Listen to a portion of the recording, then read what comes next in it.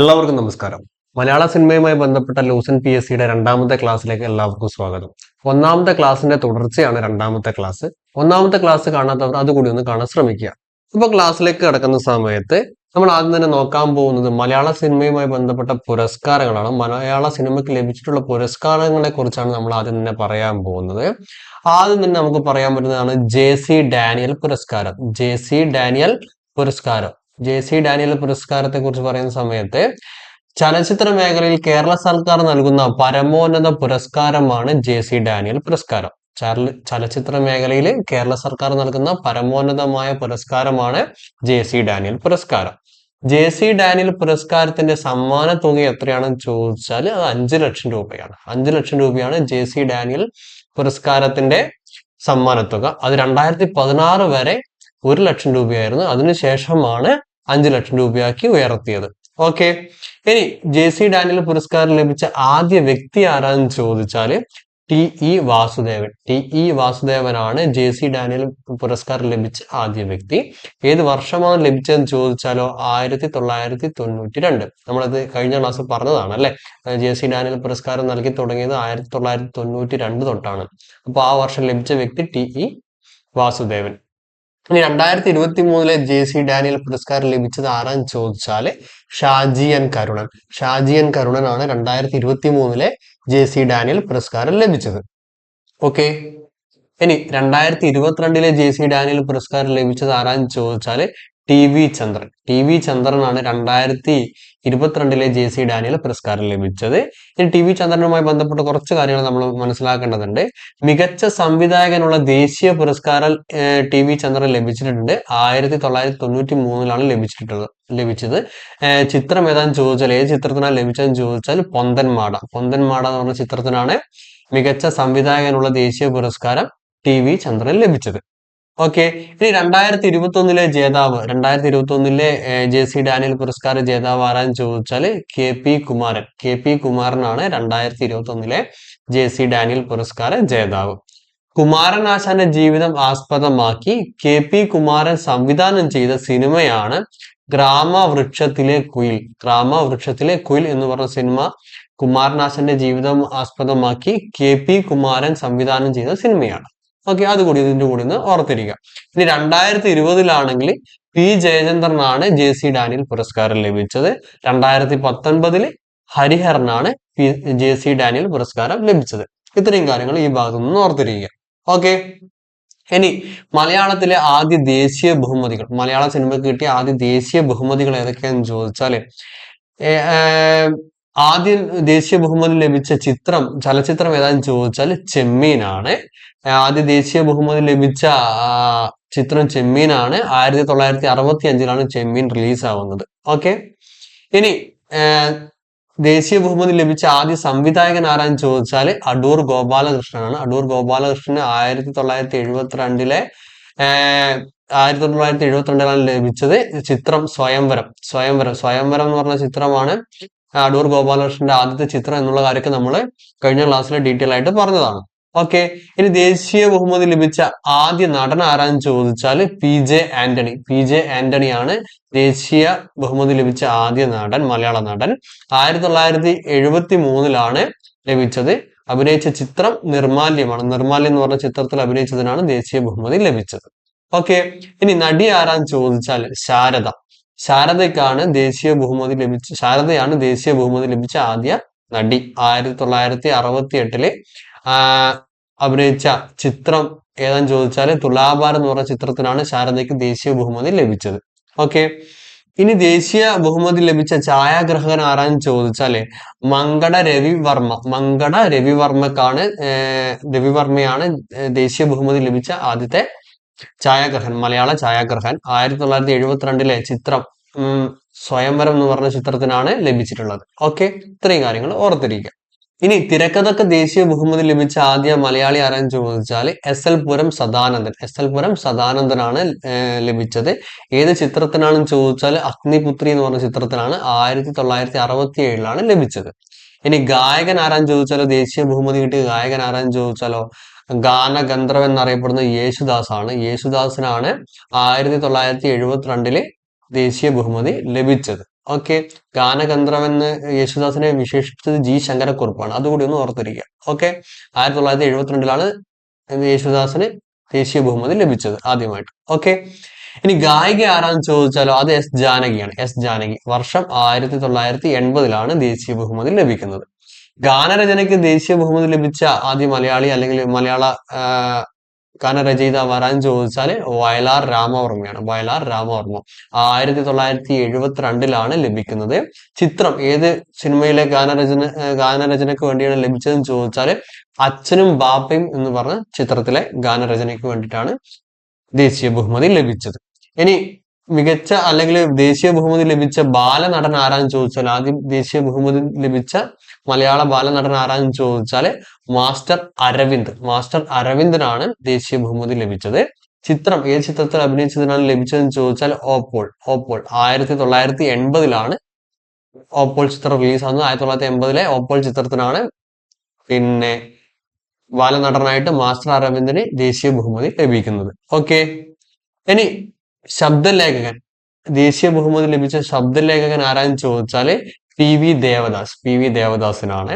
ചിത്രം 1982 ഇറങ്ങിയ എലിപ്പത്തായം. എലിപ്പത്തായത്തിന്റെ സംവിധായകൻ ആരാന്ന് ചോദിച്ചാൽ അടൂർ ഗോപാലകൃഷ്ണനാണ്. എലിപ്പത്തായവുമായി ബന്ധപ്പെട്ട് നമ്മൾ കഴിഞ്ഞ ക്ലാസ്സിൽ കുറച്ച് കാര്യങ്ങൾ പറഞ്ഞിട്ടുണ്ട്.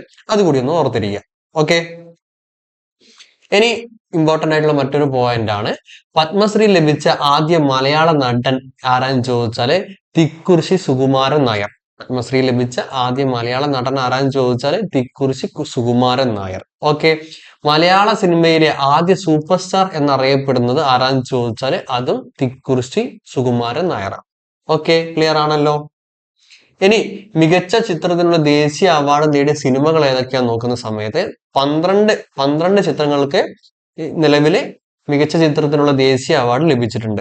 മികച്ച ചിത്രത്തിനുള്ള സുവർണ കമലം മലയാളത്തിന് 12 തവണ ലഭിച്ചിട്ടുണ്ട്. അതാണ് നമ്മളിപ്പോ പറഞ്ഞ 12 തവണ ലഭിച്ചിട്ടുണ്ടെന്ന്. ഓക്കെ. ഇനി അത് ഏതൊക്കെയാന്ന് നോക്കിയാല് ആദ്യം തന്നെ ലഭിച്ചത് ചെമ്മീൻ സിനിമക്കാണ്. ചെമ്മീൻ സിനിമക്ക് ലഭിച്ചത് 1965 പിന്നെ സംവിധാനം ചെയ്തിരിക്കുന്നത് രാമു കാര്യാട്ടാണ്. രാമു കാര്യാട്ട്. ഓക്കെ. പിന്നീട് ദേശീയ അവാർഡ് ലഭിക്കുന്നത് സ്വയംവരം എന്ന് പറഞ്ഞ ചിത്രത്തിനാണ്. 1972 ലഭിക്കുന്നത്.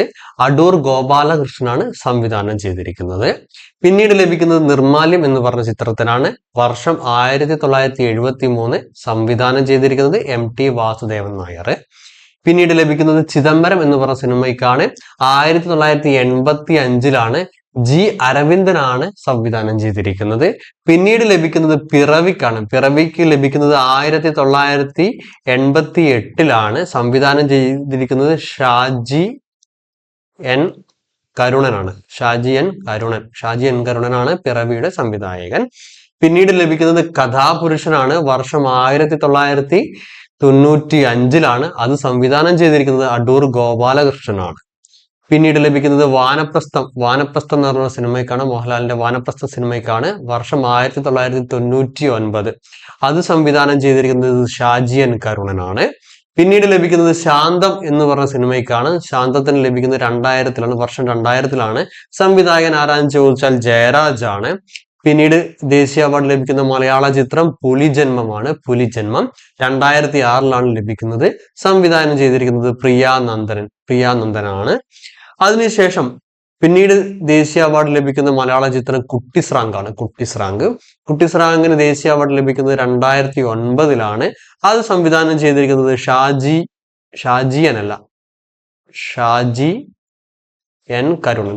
എൻ കരുണനാണ്. പിന്നീട് ദേശീയ അവാർഡ് ലഭിക്കുന്നത് ആദാമിന്റെ മകൻ അബു ആണ്. ആദാമിന്റെ മകൻ അബുവിന് 2019 2010 2010 ദേശീയ അവാർഡ് ലഭിക്കുന്നത്. അതിന്റെ സംവിധായകൻ സലീം അഹമ്മദ് ആണ്. ഓക്കെ. സലീം അഹമ്മദ് ആണ് 2010 ദേശീയ അവാർഡ് ലഭിച്ച ആദാമിന്റെ മകൻ അബു എന്ന് പറഞ്ഞ സിനിമയുടെ സംവിധായകൻ. ഇനി അവസാനമായിട്ട് ദേശീയ അവാർഡ് ലഭിച്ച ചലച്ചിത്രം ഏതാന്ന് ചോദിച്ചാൽ മരയ്ക്കാർ അറബിക്കടലിന്റെ സിംഹമാണ്. 2019 ദേശീയ അവാർഡ് ലഭിക്കുന്നത്. പ്രിയദർശനാണ് സംവിധായകൻ. ഓക്കെ. അപ്പോൾ ഇത്രയും കാര്യങ്ങൾ സിനിമയുമായി ബന്ധപ്പെട്ട് ദേശീയ അവാർഡ് ലഭിച്ച സിനിമയുമായി ബന്ധപ്പെട്ട് ഓർത്തിരിക്കുക. ഇനി ദേശീയ അവാർഡുകൾ ലഭിച്ച നടന്മാരും നടിമാരും ആരൊക്കെയാന്ന് നോക്കിയാൽ ആദ്യമായിട്ട് ദേശീയ അവാർഡ് ലഭിച്ച നടൻ ആരാന്ന് ചോദിച്ചാൽ നടന്മാരെ കേസ് നോക്കുന്ന സമയത്ത് 1973 PJ ആന്റണിക്ക് നിർമ്മാല്യം എന്ന് പറഞ്ഞ സിനിമയിൽ അഭിനയിച്ചതിന് ദേശീയ അവാർഡ് ലഭിച്ചു. മികച്ച നടനുള്ള ദേശീയ അവാർഡ് ലഭിച്ചു. അതിനുശേഷം 1977 ഗോപിക്ക് ലഭിച്ചു. കൊടിയേറ്റം എന്ന് പറഞ്ഞ സിനിമയിൽ അഭിനയിച്ചതിനാണ് ദേശീയ അവാർഡ് ലഭിച്ചത്. 1980 ബാലൻ കെ നായറിന് ഓപ്പോൾ എന്ന് പറഞ്ഞ സിനിമയിൽ അഭിനയിച്ചതിന് മികച്ച നടനുള്ള ദേശീയ അവാർഡ് ലഭിച്ചു. 1998 പ്രേംജിക്ക് പിറവി എന്ന് പറഞ്ഞ സിനിമയിൽ അഭിനയിച്ചതിന് ദേശീയ അവാർഡ് ലഭിച്ചു. 1989 മമ്മൂട്ടിക്ക് ദേശീയ അവാർഡ് ലഭിച്ചു. മതിലുകളും ഒരു വടക്കൻ വീരഗാഥ എന്ന് പറഞ്ഞ സിനിമയിൽ അഭിനയിച്ചതിനാണ് 2 സിനിമകൾ അഭിനയിച്ചതിനാണ് ദേശീയ അവാർഡ് ലഭിച്ചത്. 1991 മോഹൻലാലിന് ഭരതം എന്ന് പറഞ്ഞ സിനിമയിൽ അഭിനയിച്ചതിന് മോഹൻലാലിനും ദേശീയ അവാർഡ് ലഭിച്ചു. അതിനുശേഷം വീണ്ടും 1993 മമ്മൂട്ടിക്ക് പൊന്തൻ മാട എന്ന് പറഞ്ഞ സിനിമയിലെ പൊന്തൻ മാട, വിധേയൻ എന്നീ സിനിമകളിൽ അഭിനയിച്ചതിന് ദേശീയ അവാർഡ് ലഭിച്ചു. ഓക്കെ, പിന്നീട് 1997 സുരേഷ് ഗോപിക്ക് കളിയാട്ടം എന്ന് പറഞ്ഞ സിനിമയിൽ അഭിനയിച്ചതിന് ദേശീയ അവാർഡ് ലഭിച്ചു. ഈ കളിയാട്ടവുമായി ബന്ധപ്പെട്ട കാര്യങ്ങളൊക്കെ കഴിഞ്ഞ ക്ലാസ്സിൽ നമ്മൾ ഡീറ്റെയിൽ ആയിട്ട് പറഞ്ഞതാണ്. അതുകൂടി ഒന്ന് കാണാൻ ശ്രമിക്കണേ. ഓക്കെ, 1997 തന്നെ ബാലചന്ദ്ര മേനോന് സമാന്തരങ്ങൾ എന്ന് പറഞ്ഞ സിനിമകളിൽ അഭിനയിച്ചതിന് ദേശീയ അവാർഡ് ലഭിച്ചു. ഓക്കെ, 1999 വീണ്ടും മോഹൻലാലിന് വാനപ്രസ്ഥം എന്ന് പറഞ്ഞ സിനിമയിൽ അഭിനയിച്ചതിന് മോഹൻലാലിന് വീണ്ടും ദേശീയ അവാർഡ് ലഭിച്ചു. 2001 മുരളിക്ക് നെയ്ത്തുകാർ എന്ന് പറഞ്ഞ സിനിമയിൽ അഭിനയിച്ചതിന് ദേശീയ അവാർഡ് ലഭിച്ചു. 2010 സലീം കുമാറിന് ആദാമിന്റെ മകൻ അബു എന്ന് പറഞ്ഞ സിനിമയിൽ അഭിനയിച്ചതിന് ദേശീയ അവാർഡ് ലഭിച്ചു. 2013 സുരാജ് വെഞ്ഞാർമൂടിന് ദേശീയ അവാർഡ് ലഭിച്ചു. ഏത് ചിത്രത്തിനാണ് ചോദിച്ചാൽ പേരറിയാത്തവർ എന്ന് പറഞ്ഞ ചിത്രത്തിൽ അഭിനയിച്ചതിനാണ് ദേശീയ അവാർഡ് ലഭിച്ചത്. ഓക്കെ, ഇനി മികച്ച നടിക്കുള്ള ദേശീയ അവാർഡ് ലഭിച്ചത് ആർക്കൊക്കെയാണെന്ന് നോക്കിയാല് ഏറ്റവും ആദ്യം തന്നെ ലഭിച്ചത് നമ്മൾ നേരത്തെ പറഞ്ഞ ശാരദ എന്ന് പറഞ്ഞ നടിക്കാണ് അല്ലെ. 1968 ശാരദയ്ക്ക് തുലാഭാരം എന്ന് പറഞ്ഞ സിനിമയിൽ അഭിനയിച്ചതിന് മികച്ച നടിക്കുള്ള ദേശീയ അവാർഡ് ലഭിച്ചു. രണ്ടാമതായിട്ട് ലഭിച്ചത് 1972 വീണ്ടും ശാരദയ്ക്ക് തന്നെയാണ്, സ്വയംവരം എന്ന് പറഞ്ഞ സിനിമയിൽ അഭിനയിച്ചതിന്. 1986 മോനിഷക്കാണ് പിന്നീട് ലഭിക്കുന്നത്, നഗക്ഷതങ്ങൾ എന്ന് പറഞ്ഞ സിനിമയിൽ അഭിനയിച്ചതിനാണ്. 1993 ശോഭനയ്ക്ക് മികച്ച നടിക്കുള്ള ദേശീയ പുരസ്കാരം ലഭിച്ചു. ചിത്രം മണിച്ചിത്രത്താഴാണ് 1993. ഓക്കെ, 2003 മീര ജാസ്മിന് മികച്ച നടിക്കുള്ള ദേശീയ അവാർഡ് ലഭിച്ചു. ചിത്രം ഏതാണെന്ന് ചോദിച്ചാൽ പാഠം 1 ഒരു വിലാപം, ആ ചിത്രത്തിൽ അഭിനയിച്ചതിനാണ് 2003 മീര ജാസ്മിന് മികച്ച നടിക്കുള്ള ദേശീയ അവാർഡ് ലഭിച്ചത്. ഓക്കെ, 2016 സുരഭി ലക്ഷ്മിക്കാണ് 2016 ദേശീയ അവാർഡ് ലഭിച്ചത്. ഓക്കെ, 2016 സുരഭി ലക്ഷ്മിക്ക് ദേശീയ അവാർഡ് നേടിക്കൊടുത്ത ചിത്രം ഏതാണെന്ന് ചോദിച്ചാൽ മിന്നാമിനുങ്ങ് ദ ഫയർഫ്ലൈ, ആ ചിത്രത്തിൽ അഭിനയിച്ചതിനാണ് സുരഭി ലക്ഷ്മിക്ക് ദേശീയ അവാർഡ് ലഭിച്ചത്. 2018 കീർത്തി സുരേഷിന് മഹാനടി എന്ന് പറഞ്ഞ സിനിമയിൽ അഭിനയിച്ചതിന് ദേശീയ അവാർഡ് ലഭിച്ചു. ഇതൊരു തെലുങ്ക് ചിത്രമാണ്. ഓക്കെ, അതേപോലെ തന്നെ 2020 അപർണ ബാലമുരളിക്ക് സുരറൈ പോട്ടർ വിജയുടെ അല്ല സൂര്യയുടെ ചിത്രമില്ലേ സുരറൈ പോട്ടർ, ആ ചിത്രത്തിൽ അഭിനയിച്ചതിന് അപർണ ബാലമുരളിക്ക് ദേശീയ അവാർഡ് ലഭിച്ചു. അതൊരു തമിഴ് ചിത്രമായിരുന്നു. ഓക്കെ, അതുകൂടി ഒന്ന് ഓർത്തിരിക്കാം. ഇനി ഇവിടെ ഓർത്തിരിക്കേണ്ട മറ്റു ചില പോയിന്റുകളാണ്. അന്യഭാഷാ ചിത്രത്തിലെ അഭിനയത്തിലൂടെ മികച്ച നടനുള്ള ദേശീയ പുരസ്കാരം ലഭിച്ച ഏക മലയാള നടനാണ് മമ്മൂട്ടി. ഏക മലയാള നടൻ ആരാന്ന് ചോദിച്ചാൽ ഉത്തരം മമ്മൂട്ടിയാണ്. 1998 ബാബാ സാഹിബ് അംബേദ്കർ എന്ന് പറഞ്ഞ ഇംഗ്ലീഷ് സിനിമയുടെ അഭിനയത്തിനാണ് മമ്മൂട്ടിക്ക് ദേശീയ അവാർഡ് ലഭിച്ചത്. ഓക്കെ, അതുകൂടി ഒന്ന് ഓർത്തിരിക്കുക. അന്യഭാഷാ ചിത്രത്തിൽ അഭിനയിച്ചതിനാണ്, ഇംഗ്ലീഷ് ചിത്രത്തിലാണ്. ഓക്കെ, ബി ആർ അംബേദ്കറുമായി ബന്ധപ്പെട്ട ഒരു സിനിമയാണ്, ആ സിനിമയിൽ അഭിനയിച്ചതിനാണ് പിന്നെ മമ്മൂട്ടിക്ക് ദേശീയ അവാർഡ് ലഭിച്ചത്. അതിനു മുമ്പുള്ള ഒരുപാട് ചിത്രങ്ങൾ മമ്മൂട്ടിയുടെ തുടർച്ചയായ പരാജയങ്ങളായിരുന്നു, ബോക്സ് ഓഫീസ് ഫെയിലർ ആയ സിനിമകളായിരുന്നു. മമ്മൂട്ടി തിരിച്ചു വന്ന സിനിമയാണ് ഈ സിനിമ ബാബാ സാഹിബ് അംബേദ്കർ എന്നുള്ള സിനിമ. ഓക്കെ, വർഷം 1998, അതൊന്ന് ഓർത്തിരിക്കാം. ഇനി അവിടെ ഓർത്തിരിക്കേണ്ട മറ്റൊരു പോയിന്റ് ആണ് മിത്ര മൈ ഫ്രണ്ട് എന്ന ഇന്ത്യൻ ഇംഗ്ലീഷ് ചിത്രത്തിലെ അഭിനയത്തിന് 2001 ശോഭനയ്ക്ക് മികച്ച നടിക്കുള്ള ദേശീയ അവാർഡ് ലഭിച്ചിട്ടുണ്ട്. ഈ കാര്യം കൂടി അതിന്റെ കൂടി ഒന്ന് ഓർത്തിരിക്കാം.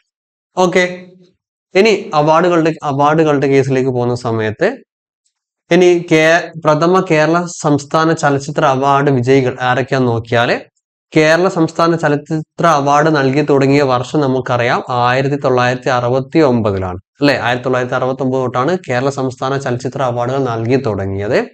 ആദ്യം തന്നെ മികച്ച ചിത്രം ഏതാന്ന് ചോദിച്ചാൽ, ആദ്യത്തെ മികച്ച ചിത്രം ഏതാന്ന് ചോദിച്ചാൽ കുമാരസംഭവമാണ്. ആദ്യം അവാർഡ് ലഭിച്ച, കേരള സംസ്ഥാന ചലച്ചിത്ര അവാർഡ് ലഭിച്ച നടൻ ആരാന്ന് ചോദിച്ചാൽ സത്യനാണ്. നടി ഷീലയാണ്. സംവിധായകൻ വിൻസെന്റ് ആണ്. കഥാകൃത്ത് തോപ്പിൽ ബാസിയാണ്. ഗാനരചയിതാവിന് അവാർഡ് ലഭിച്ച ആദ്യ വ്യക്തി ആരാന്ന് ചോദിച്ചാൽ വയലാർ രാമവർമ്മയാണ്. നമ്മളിപ്പോ പറയുന്നത് കേരള സംസ്ഥാന ചലച്ചിത്ര അവാർഡിന്റെ കേസുകളാണ്. സംഗീത സംവിധാനത്തിന് അവാർഡ് ലഭിച്ച ആദ്യ വ്യക്തി ദേവരാജനാണ്. ഗായകൻ ആരാന്ന് ചോദിച്ചാൽ ഗാനഗന്ധർവൻ എന്നറിയപ്പെടുന്ന യേശുദാസ് ആണ്. ഗായിക പി ലീലയാണ്. ഓക്കെ, ഇനി മറ്റ് അവാർഡുകളുടെ കേസിലേക്ക് പോകുന്ന സമയത്ത് അതെന്തൊക്കെയാന്ന് നോക്കിയാല്, 2020 മോസ്കോ ഇന്റർനാഷണൽ ഫിലിം ഫെസ്റ്റിവലിൽ മികച്ച നടിക്കുള്ള പുരസ്കാരം നേടിയ മലയാളി നടി ആരാന്ന് ചോദിച്ചാൽ കനി കുസൃതി. ഓക്കെ, ഏത് ചിത്രത്തിലാണെന്ന് ചോദിച്ചാൽ ബിരിയാണി എന്ന് പറഞ്ഞ ചിത്രത്തിൽ അഭിനയിച്ചതിനാണ് 2020 മോസ്കോ ഇന്റർനാഷണൽ ഫിലിം ഫെസ്റ്റിവലിൽ മികച്ച നടിക്കുള്ള പുരസ്കാരം നേടിയത് കനി കുസൃതിയാണ്. ഏത് ചിത്രം? ബിരിയാണി. ചിത്രം ഏതാന്ന് ചോദിച്ചാൽ ബിരിയാണി. ഓക്കെ, ഇനി അതിന്റെ കൂടെ തന്നെ ഓർത്തിരിക്കേണ്ട മറ്റൊരു പോയിന്റ് ആണ്, മോസ്കോ ഇന്റർനാഷണൽ ഫിലിം ഫെസ്റ്റിവലിൽ അവാർഡ് നേടുന്ന ആദ്യ മലയാള ചിത്രം ഏതാന്ന് ചോദിച്ചാൽ ബിരിയാണിയാണ്. ബിരിയാണിയുടെ സംവിധായകൻ ആരാന്ന് ചോദിച്ചാൽ സജിൻ ബാബു ആണ് ബിരിയാണിയുടെ സംവിധായകൻ. അതുകൂടി ഓർത്തിരിക്കുക. ഇനി 2021 ഓസ്കാറിലേക്ക് ഇന്ത്യയിൽ നിന്ന് നാമനിർദ്ദേശം ചെയ്യപ്പെട്ട സിനിമ ഏതാന്ന് ചോദിച്ചാൽ ജല്ലിക്കെട്ടിന്റെ സംവിധായകൻ ആരാന്ന് ചോദിച്ചാൽ ലിജോ ജോസ് പെല്ലശ്ശേരി. ഓക്കെ, ഇനി ഓർത്തിരിക്കേണ്ട മറ്റൊരു പോയിന്റ് ആണ്, ഒരുപാട് തവണ PSC ചോദിച്ചിട്ടുള്ള കാര്യമാണ്. ഈ ചോദ്യം PSC മുൻ വർഷങ്ങളിൽ ചോദിച്ചിട്ടുണ്ട്. മോഹൻലാൽ അഭിനയ മികവിലെ ഇതിഹാസം എന്ന പുസ്തകം എഴുതിയത് ആരാന്ന് ചോദിച്ചാൽ MK സാനു ആണ് മോഹൻലാൽ അഭിനയ മികവിലെ ഇതിഹാസം എന്ന പുസ്തകം എഴുതിയിരിക്കുന്നത്. മുൻ വർഷങ്ങളിൽ ചോദിച്ചിട്ടുണ്ട്, അതുകൊണ്ടൊന്ന് ഓർത്തിരിക്കുക. ഓക്കെ, ഇനി ഫ്രഞ്ച് സർക്കാരിന്റെ commander of the order of arts and letters പുരസ്കാരം നേടിയ മലയാളി ആരാന്ന് ചോദിച്ചാല് അടൂർ ഗോപാലകൃഷ്ണനാണ്. എന്താണ് പറഞ്ഞത്?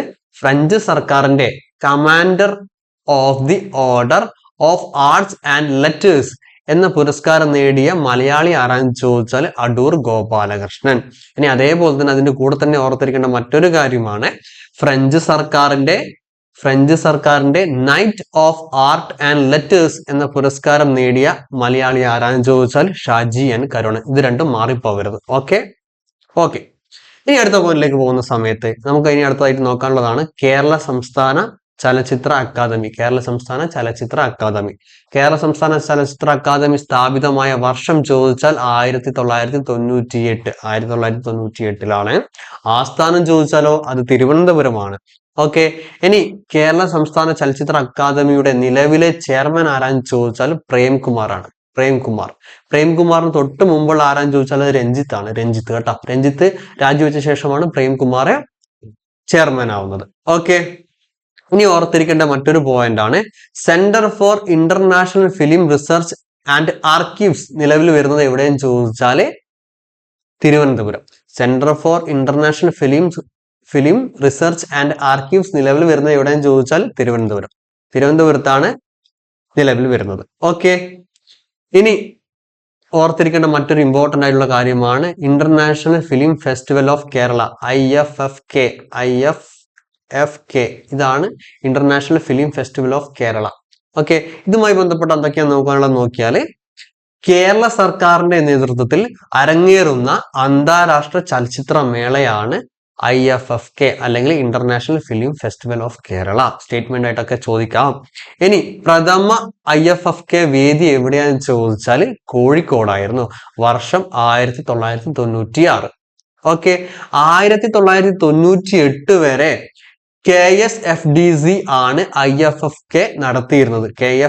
KSFDC എന്താണെന്നൊക്കെ നമുക്ക് പറയാം. ഇപ്പൊ അടുത്ത് തന്നെ നമ്മൾ പറയുന്നുണ്ട്.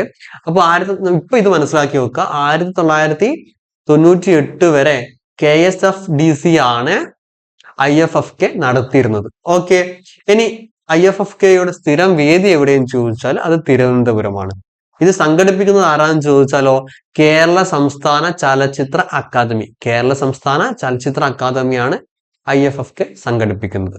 ഓക്കെ, ഇനി ഇമ്പോർട്ടന്റ് ആയിട്ടുള്ള മറ്റൊരു പോയിന്റ് ആണ് IFFKയിൽ അംഗീകാരം ലഭിക്കുന്ന ആദ്യ മലയാളി വനിത ആരാന്ന് ചോദിച്ചാല് വിധു വിൻസെന്റ്. ഓക്കെ, ആ പേര് മറന്നു പോകരുത്.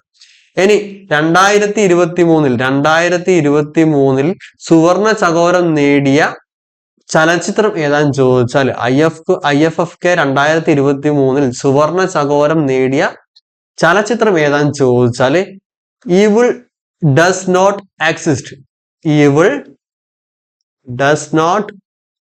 എക്സിസ്റ്റ്.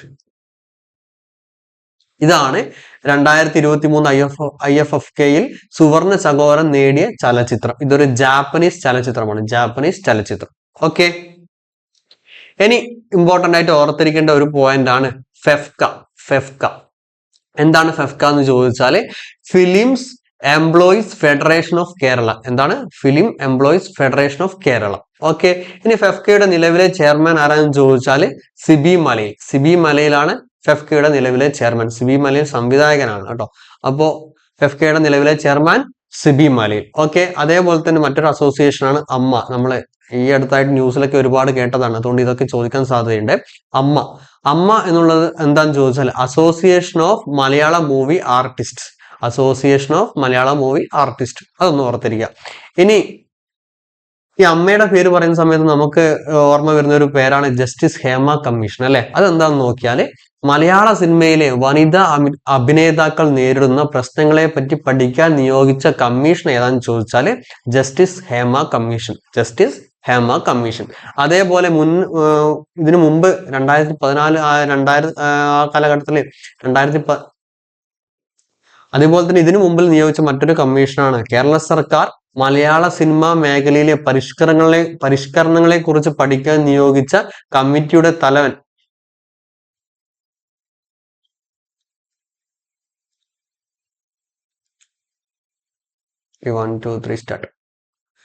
ഇതിന്റെ കൂടെ തന്നെ ഓർത്തിരിക്കേണ്ട മറ്റൊരു പോയിന്റ് ആണ് കേരള സർക്കാർ മലയാള സിനിമാ മേഖലയിലെ പരിഷ്കരണങ്ങളെ കുറിച്ച് പഠിക്കാൻ നിയോഗിച്ച കമ്മിറ്റിയുടെ തലവൻ ആരാന്ന് ചോദിച്ചാൽ അടൂർ ഗോപാലകൃഷ്ണനാണ്. ആ കമ്മിറ്റി റിപ്പോർട്ട് സമർപ്പിച്ചത് 2014 ഓക്കെ, ക്ലിയർ ആണല്ലോ. ഇനി നമ്മൾ നേരത്തെ പറഞ്ഞ കാര്യം KSFDC അതെന്താണെന്ന് നോക്കിയാല് കേരള സംസ്ഥാന ചലച്ചിത്ര വികസന corporation, Kerala state film development corporation, അതാണ് KSFDC. ഓക്കെ, അത് നോക്കിയാൽ അതുമായി ബന്ധപ്പെട്ട പോയിന്റ്സ് എന്നൊക്കെ നോക്കിയാല് മലയാള സിനിമയുടെ വികസനം ലക്ഷ്യമാക്കി കേരള സർക്കാർ സ്ഥാപിച്ച സ്ഥാപനമാണ് KSFDC. സ്ഥാപിച്ച വർഷം ചോദിച്ചാൽ 1975. ഓക്കെ, ഇതിന്റെ ആസ്ഥാനം ചോദിച്ചാലോ തിരുവനന്തപുരത്താണ് ഇതിന്റെ ആസ്ഥാനം. ഇതുമായി ബന്ധപ്പെട്ട മറ്റൊരു പോയിന്റ് ആണ് കേരള സർക്കാരിന് വേണ്ടി ഡോക്യുമെന്ററി വീഡിയോ പരിപാടികൾ നിർമ്മിക്കുന്ന സ്ഥാപനം കൂടിയാണ് KSFDC. ഓക്കെ, ഇത്രയും കാര്യങ്ങൾ KSFDCയുമായി ബന്ധപ്പെട്ട് ഓർത്തിരിക്കുക. ഓക്കെ, അപ്പോ ഇനി KSFDCയുമായി ബന്ധപ്പെട്ട് ഓർത്തിരിക്കേണ്ട മറ്റു ചില പോയിന്റുകൾ കൂടിയാണ്. KSFDCയുടെ കീഴിൽ നിലവിൽ വന്ന ആദ്യ 4K തിയേറ്റർ ആണ് ലെനിൻ സിനിമാസ്.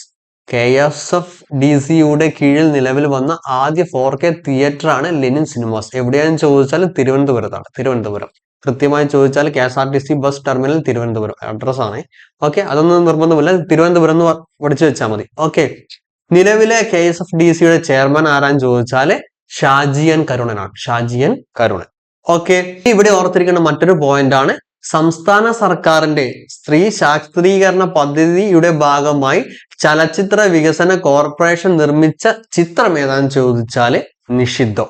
എന്താണ് സംസ്ഥാന സർക്കാരിന്റെ സ്ത്രീ ശാക്തീകരണ പദ്ധതിയുടെ ഭാഗമായി ചലച്ചിത്ര വികസന കോർപ്പറേഷൻ അതായത് KSFDC നിർമ്മിച്ച ചലച്ചിത്രം ഏതാന്ന് ചോദിച്ചാല് നിഷിദ്ധം. നിഷിദ്ധോ എന്ന് പറഞ്ഞ ചലച്ചിത്രത്തിന്റെ സംവിധായിക ആരാന്ന് ചോദിച്ചാല് താരാ രാമാനുജനാണ് നിഷിദ്ധോ സംവിധാനം ചെയ്തിരിക്കുന്നത്. ഓക്കെ, ഇനി ഓർത്തിരിക്കേണ്ട മറ്റൊരു പോയിന്റ് ആണ് KSFDCയുടെ സ്ത്രീ ശാക്തീകരണത്തിലൂടെ സ്ത്രീകളുടെ ക്രിയേറ്റീവ് ടാലന്റ് പ്രോത്സാഹിപ്പിക്കുന്നതിനായി ആരംഭിച്ച പദ്ധതി എന്താണ്? KSFDCയുടെ സ്ത്രീ ശാക്തീ ഇനി ഇവിടെ ഓർത്തിരിക്കേണ്ട മറ്റൊരു ഇമ്പോർട്ടന്റ് പോയിന്റ് ആണ് KSFDCയുടെ സ്ത്രീ ശാക്തീകരണത്തിലൂടെ സ്ത്രീകളുടെ ക്രിയേറ്റീവ് ടാലന്റ് പ്രോത്സാഹിപ്പിക്കുന്നതിനായി ആരംഭിച്ച പദ്ധതി ഏതാണെന്ന് ചോദിച്ചാല് film directed by women. Okay, അതുകൂടി ഒന്ന് ഓർത്തിരിക്കുക. ഇനി അവസാനമായിട്ട് ഓർത്തിരിക്കേണ്ട വളരെ ഇമ്പോർട്ടന്റ് ആയിട്ടുള്ള കാര്യമാണ് ഇന്ത്യയിൽ ആദ്യമായിട്ട് ഒരു സംസ്ഥാന സർക്കാർ ഒരുക്കുന്ന OTT പ്ലാറ്റ്ഫോം ഏതാന്ന് ചോദിച്ചാല് സി സ്പേസ്. അത് ആരാണ് ഒരുക്കുന്നതെന്ന് ചോദിച്ചാൽ കേരളമാണ്. ഇന്ത്യയിൽ ആദ്യമായിട്ട് ഒരു സംസ്ഥാന സർക്കാർ ഒരുക്കുന്ന OTT പ്ലാറ്റ്ഫോമാണ് സി സ്പേസ്. അത് ഒരുക്കുന്നത് കേരളമാണ്. ഓക്കെ, ഇനി ഏറ്റവും അവസാനത്തെ ഒരു പോയിന്റ് ആണ് 2024 കാൻസ് ഫിലിം ഫെസ്റ്റിവലിന്റെ ഭാഗമായി പ്രഖ്യാപിച്ച അനിജിനോ ട്രിബ്യൂട്ട് പുരസ്കാരത്തിന് അർഹനായത് ആരാന്ന് ചോദിച്ചാല് സന്തോഷ് ശിവൻ. 2024 കാൻസ് ഫിലിം ഫെസ്റ്റിവലിന്റെ ഭാഗമായി പ്രഖ്യാപിച്ച ആനിജിനോ ട്രിബ്യൂട്ട് പുരസ്കാരത്തിന് അർഹനായത് ആരാന്ന് ചോദിച്ചാൽ സന്തോഷ് ശിവൻ. അപ്പോ ഇത്രയും കാര്യങ്ങളാണ് മലയാള സിനിമയുമായി ബന്ധപ്പെട്ട് വളരെ ഇമ്പോർട്ടന്റ് ആയിട്ടുള്ള കാര്യങ്ങൾ. ഇനി നോക്കുകയാണെങ്കിൽ ഒരുപാട് കാര്യങ്ങൾ നമുക്ക് ഇനിയും ഒറ്റപ്പെട്ട ഒരുപാട് കാര്യങ്ങൾ നമുക്ക് പഠിക്കാനുണ്ടാവും. പക്ഷെ ഏറ്റവും ഇമ്പോർട്ടന്റ് ആയിട്ടുള്ള കാര്യങ്ങൾ ഇതാണ്. ഈ കാര്യങ്ങൾ പഠിച്ച ശേഷം ഡീറ്റെയിൽ ആയി പഠിച്ച ശേഷം മാത്രം മറ്റുള്ള കാര്യങ്ങളിലേക്ക് പോയാൽ മതി. അപ്പോൾ ഇന്നത്തെ ക്ലാസ് നിങ്ങൾക്ക് ഉപകാരപ്പെട്ടു എന്ന് വിചാരിക്കുന്നു. അപ്പോൾ ഇത്രയും സമയമായിട്ട് നിങ്ങൾ നമ്മളെ ചാനൽ സബ്സ്ക്രൈബ് ചെയ്തില്ലെങ്കിൽ അതൊന്ന് സബ്സ്ക്രൈബ് ചെയ്യണേ. അത് നിങ്ങൾക്കും എനിക്കും ഉപകാരപ്പെടും. ഈ ക്ലാസ്സിന്റെ നോട്ട് നിങ്ങൾക്ക് ആവശ്യമുണ്ടെങ്കിൽ നമ്മളുടെ ടെലിഗ്രാം ചാനലിൽ ജോയിൻ ചെയ്യാം. അപ്പോൾ അത്രയൊക്കെയാണ് ഇന്നത്തെ ക്ലാസ് കൊണ്ട് ഉദ്ദേശിക്കുന്നത്. Thank you.